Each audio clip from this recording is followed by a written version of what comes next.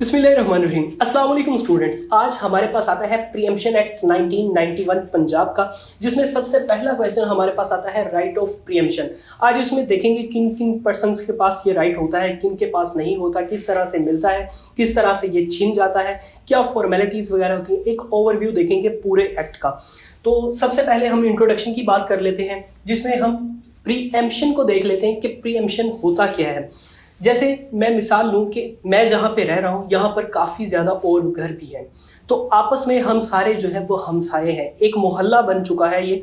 तो अगर मुझे अपना ये जो घर है ये बेचना है, सेल करना है, तो सबसे पहले मुझे अपने आसपास वाले लोगों से पूछना पड़ेगा कि आपने ये घर खरीदना है या नहीं खरीदना। अगर मैं ऐसा नहीं करता और किसी बाहर के बंदे को ये वाला जो घर है वो बेच देता हूँ, तो यहाँ पर जो आसपास के लोग हैं वो मुझ पर केस करेंगे प्रीएम्पशन एक्ट के जरिए से। तो अब आपको पता चल गया कि प्रीएम्पशन का मतलब क्या होता है। इसका लिटरल मीनिंग देख लेते हैं। इसका लिटरल मीनिंग होता है शुफा, मतलब कि प्रेफरेंस देना। प्रेफरेंस देना, एक के राइट पर दूसरे के राइट को प्रेफर करना, इसे हम कहते हैं प्रीएम्पशन। प्री का मतलब होता है बिफोर और एम्पशन का मतलब होता है बाय।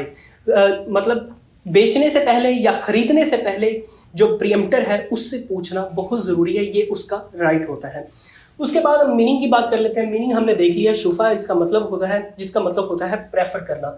उसके बाद हम बात करते हैं इसकी डेफिनेशन की, जैसे कि आपको स्क्रीन पर नजर आ रही होगी। Right of preemption means a right to acquire by purchase an immovable property in preference to other person. यहाँ पर आपको वो बात क्लियर हो गई होगी कि एक पर्सन का जो राइट है उस पर प्रेफर करना किसी दूसरे पर्सन को, इसे ही हम कहते हैं प्रीएम्पशन। उसके बाद हमारे पास आता है Islamic law of preemption. Islamic law preemption पर अब क्या कहता है, इसका हिस्टोरिकल बैकग्राउंड यहाँ पर थोड़ा सा डिस्कस कर लो कि जब नबी पाक सल्लल्लाहु अलैहि वसल्लम दुनिया पर आए थे और जब उन्होंने हिजरत की थी मक्का से मदीना की तरफ, तो वहां पर मदीना में जो मुसलमान रह रहे थे उन्होंने उनका इस्तकबाल करना था, और यहूदी जो वहां पर रह रहे थे उन्हें इस चीज का इल्म हो चुका था, क्योंकि उन पे जो किताबें वगैरह थी वो पहले आ चुकी थी और उनको निशानियां सारी पता थी कि इस टाइम पर इस तरह से एक नबी आएगा जो पूरी दुनिया पर हुकूमत करेगा। तो उन्होंने क्या किया, वहां पर आसपास की जमीनों को खरीदना शुरू कर दिया। तब नबी पाक सल्लल्लाहु अलैहि वसल्लम ने इस प्रीएम्पशन एक्ट को लागू वहां पर किया था कि जो मुसलमान है वो सिर्फ आपस में ही जमीनें जो है वो खरीद या बेच सकते हैं, कोई दूसरा बंदा जो है वो नहीं ऐसा कर सकता।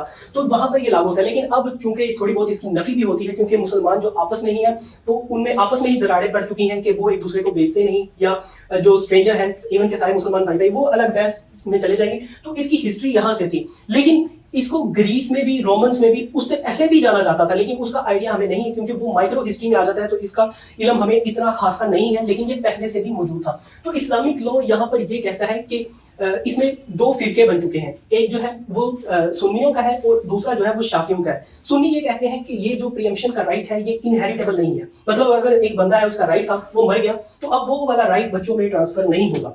लेकिन यहाँ पर शाफी ये कहते हैं कि ये इनहेरिटेबल राइट है और बच्चों में ये ट्रांसफर होगा।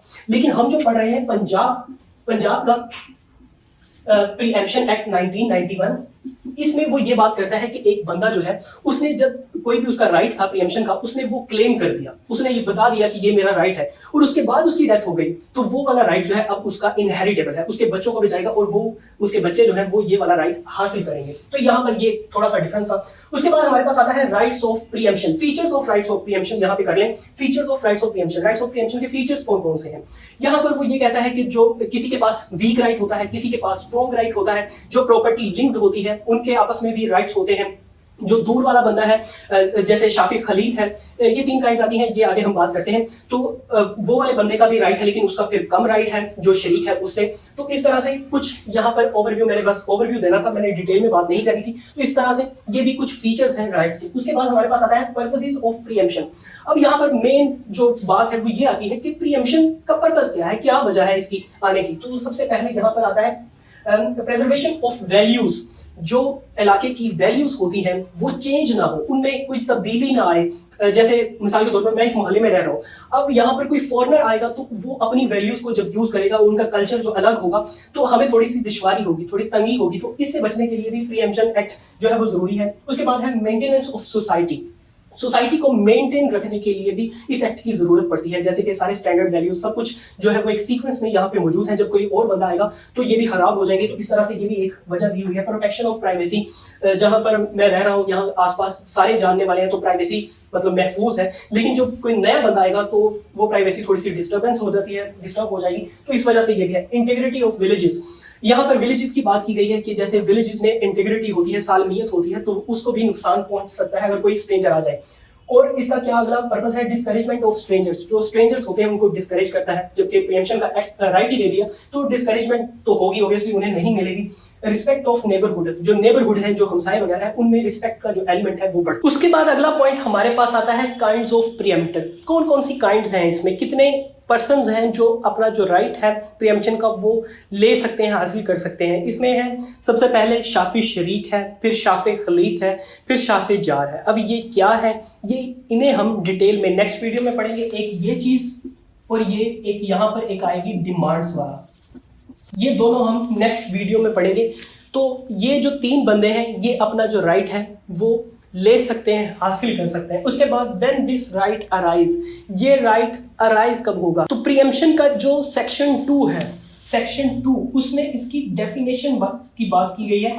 जो डेफिनेशन हमने यहाँ पढ़ी थी वो एक शॉर्ट डेफिनेशन थी ताकि आप समझ सकें, लेकिन जो सेक्शन 2 है उसमें इसकी डेफिनेशन है। उसका सब सेक्शन जो डी है उसमें वो ये बात करता है कि कौन कौन सी जगह है जहां पर ये राइट अराइज होगा। तो एक तो होगा सेल में और दूसरा होगा एक्सचेंज में। इन दो जगहों पर आपका जो राइट है प्रीएम्पशन का वो अराइज होगा। और जो गिफ्ट हो गया या काइंड्स ऑफ गिफ्ट जो है, या फिर विल हो गई यानी वसीयत वगैरह, तो या फिर चैरिटेबल जो वक़्फ़ वगैरह कर दी जाती है प्रॉपर्टी, वहां पर ये वाला जो राइट है वो अराइज नहीं होगा। उसके बाद अगला पॉइंट हमारे पास आता है when the right of preemption lost, ये खो कब जाता है, कब जो प्रीएम्प्टर है वो इस राइट को इंप्लीमेंट नहीं करवा सकता। तो यहाँ मैंने आगे कुछ कंडीशंस लिखी हुई हैं, जैसे कि सबसे पहले डेथ की बात आ जाती है। जैसे हमने यहाँ पर सारी बहस कर ली कि जब डेथ हो जाती है एक पर्सन की, जो पंजाब एक्ट है वो ये कहता है कि जब क्लेम हो गया उसके बाद वो इनहेरिटेबल है, अदरवाइज वो इनहेरिटेबल नहीं है। तो इसी तरह वेवर, जो प्रीएम्पशन का एक्ट यूज कर रहा है यानी प्रीएम्प्टर है, वो वेव ऑफ कर दे कि मैंने ये राइट जो है वो लेना ही नहीं है, तब भी उसका राइट जो है वो खो गया। उसके बाद फेलियर ऑफ टाइम, एक जो टाइम फिक्स किया गया है, इसमें हमारे पास जो डिमांड्स हैं वो 3 डिमांड्स आती हैं। जब दूसरी डिमांड फुलफिल होगी तो उसमें 2 वीक का टाइम होता है, 2 हफ्ते में हमने नोटिस भेजना होता है। अगर वो नोटिस हम नहीं भेजते तो वहाँ पर लैप्स ऑफ टाइम हो जाएगा और टाइम जो है वो ख़त्म हो जाएगा, तो वहाँ पर भी ये राइट जो है वो लूज़ हो जाएगा। लेकिन वहाँ पर एक एक्सेप्शन आ जाती है, वो हम बाद में बात करेंगे। फेलियर ऑफ कंडीशंस, ये जो सारी कंडीशंस हैं यानी डिमांड्स वगैरह हो गई और जो भी फॉर्मेलिटीज़ वगैरह हैं सारी बताई गई हैं, इसमें से कोई चीज़ जो है वो रह जाती है पीछे, फुलफिल नहीं की जाती, तो भी जो प्रीएम्पशन का राइट है वो ख़त्म हो जाएगा। उसके बाद हमारे पास आता है कंसेंट ऑफ पार्टीज। जब पार्टीज हैं उनकी कंसेंट ही नहीं होगी तो वहां पर कोई भी प्रीएम्पशन का राइट उजागर ही नहीं होगा, कोई भी राइट नहीं बनेगा। लास्ट पे हमारे पास आती है formalities for suit, section 23 properties.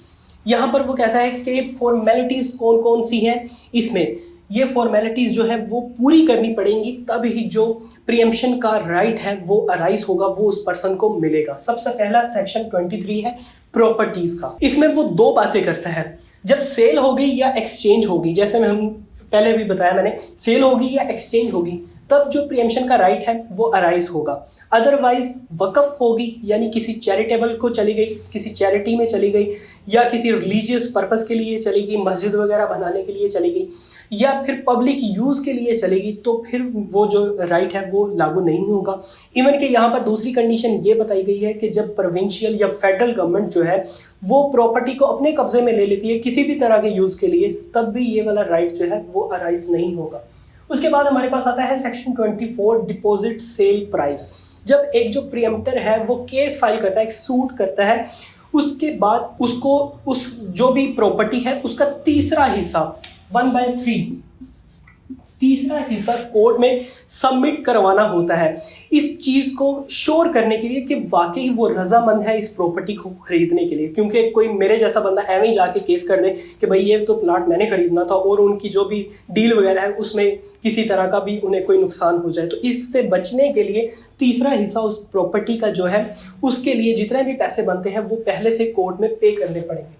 उसका अगला पॉइंट है सेक्शन 25 एक्सेस प्राइस।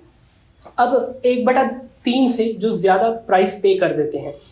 अब एक बंदा है उसको 10 लाख देना था लेकिन उसने 15 लाख दे दिया। अब जो 5 लाख है वो उसने श्योरिटी के लिए दिया कि मैं वाकई ज़मीन को खरीदना चाहता हूँ ताकि ये कोई और बंदा ना खरीद ले, उसने 15 लाख जमा करवा दिया। अब जो 5 लाख है जब वो डिक्री पास होगी उस केस में एक फाइनल जजमेंट आ जाएगी, फाइनल ऑर्डर आ जाएगा, डिसीजन आ जाएगा, तो उसके बाद वो 5 लाख उस बंदे को वापस मिल जाएगा।